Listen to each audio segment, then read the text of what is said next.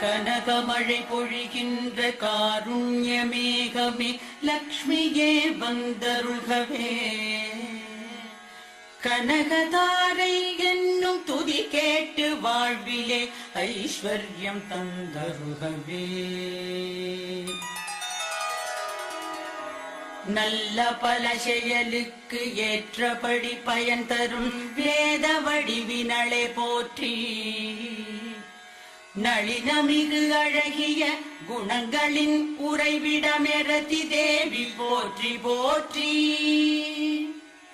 எல்லையில்லா சக்தி எனவாகி தாமரையில் அமரும் மலர் மகளே போற்றி. எங்கும் விளங்கிடும் பூரணமைகளில் புருஷ உத்தமரின் துணையை போற்றி.